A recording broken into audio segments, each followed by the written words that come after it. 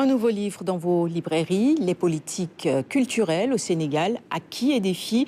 C'est le titre de l'ouvrage dirigé par le professeur Ibrahima Wane. Le livre propose une lecture analytique de plus de 6 décennies de gestion du secteur culturel de 1960 à 2024.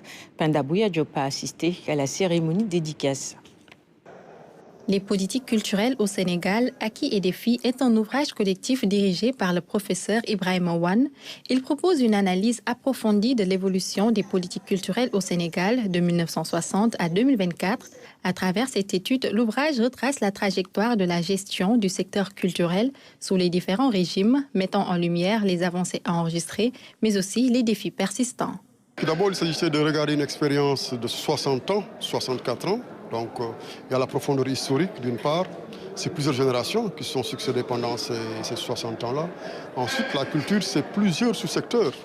La musique, le théâtre, la danse, les arts visuels, le cinéma, etc. Donc, c'est pour ça que c'était important d'avoir plusieurs regards, plusieurs sensibilités, plusieurs profils, plusieurs générations, pour donner le maximum d'éclairage sur ce secteur et surtout sur ce bilan de 60 ans d'action culturelle.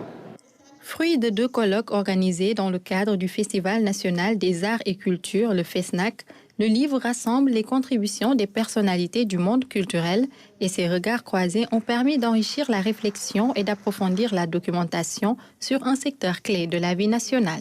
Le premier défi, c'était de documenter cette production culturelle.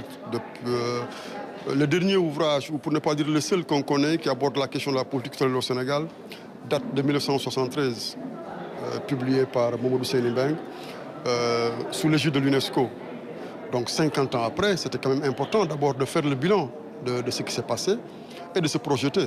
Donc ça donne d'abord déjà une documentation, aussi bien aux chercheurs qu'aux acteurs culturels, pour qu'ils aient une base sur ce qui a été fait, ce qui est positif et également ce qui reste à faire. Au-delà de l'analyse, cet ouvrage ouvre une réflexion sur l'avenir, car penser la culture, c'est aussi dessiner les contours du Sénégal de demain entre héritage, transmission et renouveau.